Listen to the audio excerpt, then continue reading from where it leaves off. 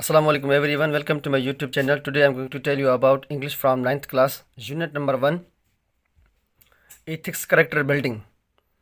जिन माना है इखलाकियात किरदार साजी 1.1 लेसन नंबर 1 जेको आहे उनजो उहो आहे the last sermon of the holy prophet सल्लल्लाहु अलैहि वसल्लम हुज़ूर अकरम सल्लल्लाहु तआला अलैहि वसल्लम जो आखिरी खुतबो 1.1 vocabulary and exercise and first unit जे फर्स्ट लेसन जी वोकेबुलरी मीन्स लुगत या लफ़्ज़नि जो ज़ख़ीरो या लफ़्ज़नि जी फ़हरिस्त एक्सरसाइज नंबर 2 अथव बुक में लिखियल उन वर्ड में डिफ़िकल्ट वर्ड्स लिखियल उन मीनिंग लिखियल आहे हिते एंसेस्टर्स मीन्स बुज़ुर्ग या आबा ॾाॾा माइग्रेट मीन्स हिजरत करणु पेगन्स मीन्स काफ़र प्रोहिबिटेड मीन्स मना कयो या रोकियो यूनिफाइड मीन्स मुतहद कयो एस्ट्रे मीन्स गुमराह सुपीरियरिटी मीन्स फज़ीलत लेजिटमेट मीन्स जाइज़ या हक़दार मेरिटोक्रेसी मीन्स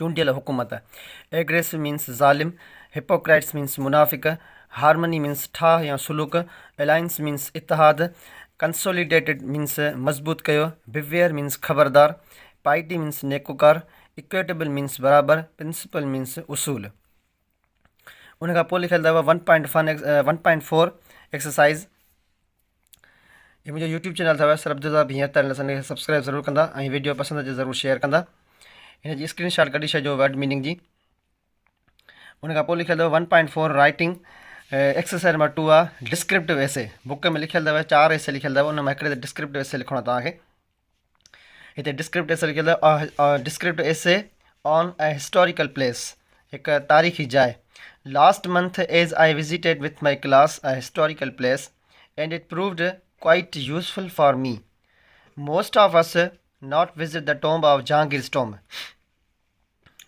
गुज़िरियल महीने जीअं जेको असां पंहिंजे क्लासमेट सां क्लास जे साथियुनि सां तारीख़ी जाइ घुमणु वियुसि most of us not visit the tomb of Jahangir tomb so we decided to visit the place when we reach the tomb a big wooden gate with arches was open for the visitor. The tomb is situated near the bank of river Ravi. The mausoleum is situated in the park. The park is colored with flowers of every kind. There is also a fountain built in the front of the mausoleum.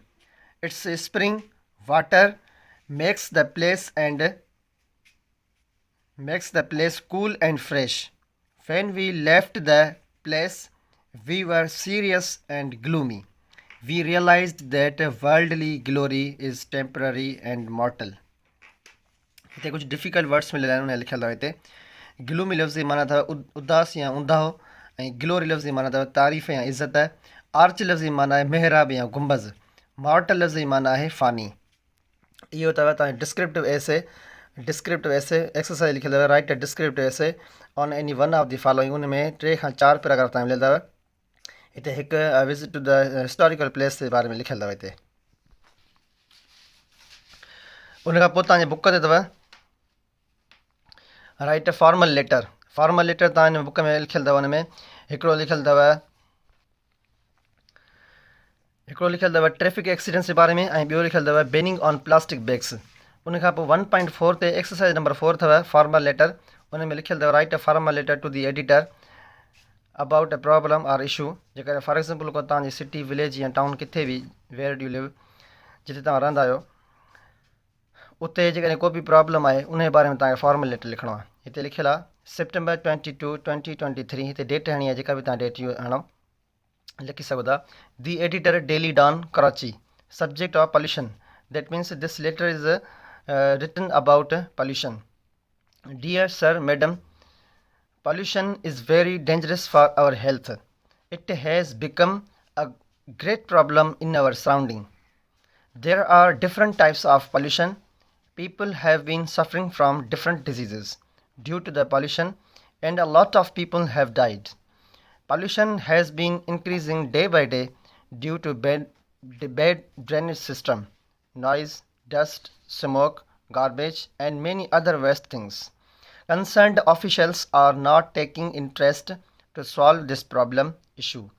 Provincial government should play a vital role and take effective steps in order to save people from pollution diseases. Concerned citizen मोरो।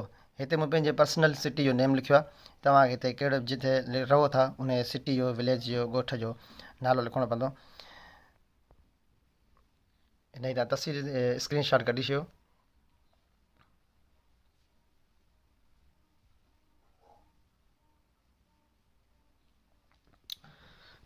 उन खां पोइ लिखियलु अथव तव्हांजो summary. First unit the last sermon of the holy prophet सल्लल्लाहु अलैहि वसल्लम। उन समरी अथव Prophet Muhammad sallallahu alaihi wasallam was born in 571 AD at Makkah, Saudi Arabia, in a respected Quraysh family. The Quraysh used to worship idols and did not believe in one God. जिथे भी God अचे, God means खुदा, सिर्फ़ु हिकु खुदा, सचो खुदा, उते हुनखे जी तव्हांखे कैपिटल लिखणी आहे। बाक़ी फॉल्स गॉड्स जे लाइ उते तव्हांखे स्मॉल जेको आहे सो जी लिखणी आहे, नंढी जी लिखणी आहे। हिते लिखियलु आहे 571 AD। हाणे हिकिड़ा ॿार कंफ्यूज़ थींदा आहिनि त what's difference between AD and AH। तव्हां ॾिसो छा त हीअ हुज़ूर अकरम सल्लल्लाहु ताला अलैहि वसल्लम खां जॾहिं हिजरत कई, when our holy prophet sallallahu alaihi wasallam migrated from Makkah to Medina, after that the Islamic calendar started। उन खां पोइ जेको आहे इस्लामिक कैलेंडर असांजो स्टार्ट थियो। उन खां पोइ असांजो जेको आहे सो हिजरी साल बि शुरूआति थी, त उनखे चवंदा आहिनि हिजरी साल। जीअं हींअर असांजो हले पियो 2023 ईस्वी साल आहे ऐं 1445 हिजरी साल आहे। उन खां पोइ लिखियलु आहे Prophet Muhammad sallallahu alaihi wasallam asked the Quraysh not to worship their false gods। हिते false gods में ॾिसो जी मूं नंढी लिखी आहे, मथे one god में लिखियलु आहे जी वॾी लिखियलु आहे। They opposed this new faith so much that the Prophet sallallahu alaihi wasallam had to ask the believers to migrate to Yathrib, a city 320 kilometers 200 miles north of Makkah। अगर ॿी point तव्हां ज़हन में रखियो, 1 kilometre is equal to 1000 metres, माना 1 kilometre 1000 metre जे बराबरि आहे। ऐं 1 मील जेको आहे उहो 1.6 मीटर्स, माना 1 किलो माना 1600 मीटर खणी चइजनि, इन जे बराबरि। त हिते जेको जुमिलो लिखियलु आहे त अ सिटी 320 किलोमीटर्स, होॾां किलोमीटर 320 ऐं माइल्स जेके मेल जेके थींदा उहे थींदा 200, माना उन जे बराबरि आहे। After 8 days journey. हाणे हिते हिकिड़ी पॉइंट लिखियलु आहे डेज़, 8 ॾींहंनि जे सफ़र खां पोइ। हाणे हिकिड़ो डे लिखियलु आहे, डे सिंगुलर आहे, प्लूरल थींदो डेज़, DAYS। इहो एपोस्ट्रफी यूज़ेज आहे। जेकॾहिं को बि लास्ट वर्ड एस ते ख़तमु थो थिए त उते असांखे एपोस्ट्रफी दैट मीन्स पोज़ेशन शो करण जे लाइ लास्ट में असां एस जे भरिसां ई भरिसां उते असां एपोस्ट्रफी लिखंदासीं। फॉर एग्ज़ाम्पल जीअं हिकिड़ो नालो लिखियलु आहे असलम, हीअ असलम, त उते एपोस्ट्रफी शो कंदासीं असलम्स, असलम जी, असलम लिखी एपोस्ट्रफी लिखी एस लिखंदासीं, छो जो असलम नाउन आहे ऐं इन जो जेको आहे सो नालो आहे। इन जो प्लूरल जेकॾहिं असलम त कोन लिखी सघंदासीं, प्लूरल में असां वरी दे लिखंदा आहियूं असां, या देयर्स उन जो एपोस्ट्रफी थींदो पोज़ेशन शो जे हिसाब सां। त हिते डेज़ में असां लास्ट में छा लिखियो आहे, जीअं लफ़्ज़ असां स्टूडेंट, स्टूडेंट आहे असांजो सिंगुलर, प्लूरल थींदो त स्टूडेंट्स थींदो। पर जेकॾहिं शागिर्दनि जो लिखंदासीं, शागिर्दनि जी, शागिर्दनि जा, त पोइ स्टूडेंट्स लिखी लास्ट में असां सिर्फ़ु हुन में एपोस्ट्रफी ॾींदासीं, ॿी असां एस इस्तेमालु न कंदासीं।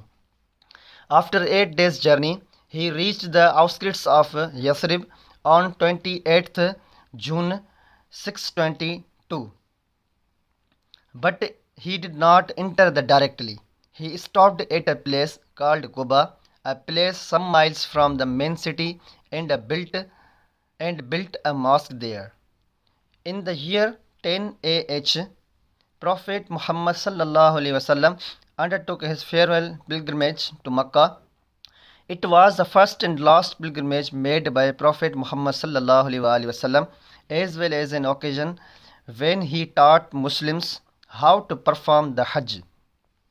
In the last sermon, Prophet Muhammad sallallahu alaihi wasallam first of all praised and thanked Allah. The messages conveyed in this sermon are for all times. If the Muslims follow these messages, the result will be a fair and equitable society in which there will be honesty and justice, and meritocracy will be the guiding principle. I hope that you will like this video. ये video ज़रूरु share कंदा ऐं like बि ज़रूरु कंदा। जेकॾहिं को बि तव्हांखे सुवाल हुजे हिन वीडियो जे बारे में, हीअ फर्स्ट यूनिट 9th क्लास जे इंग्लिश जे फर्स्ट यूनिट जेको आहे the last sermon of the holy prophet सॼो लेसन तव्हांखे लिखी मोकिलींदुमि तव्हां ॾे। हिन में उहे शयूं लिखियल आहिनि जेके सिर्फ़ु ऐं सिर्फ़ु तव्हांखे फेयर कापी यानी नोट्सनि में पर्सनल तव्हांखे ठाहिणा। को बि तव्हांखे सुवाल हुजे हिन वीडियो बारे में या कंहिं बि लेक्चर जे बारे में, क्लास 1 खां वठी मैट्रिक क्लास ताईं ग्रामर जो को टॉपिक हुजे, कमेंट में ज़रूरु लिखंदा। Thank U. ऐं मुंहिंजो यूट्यूब चैनल आहे सर अब्दुल रज़ाक भीं अतारी नाले सां, हिन खे सब्सक्राइब ज़रूरु कंदा।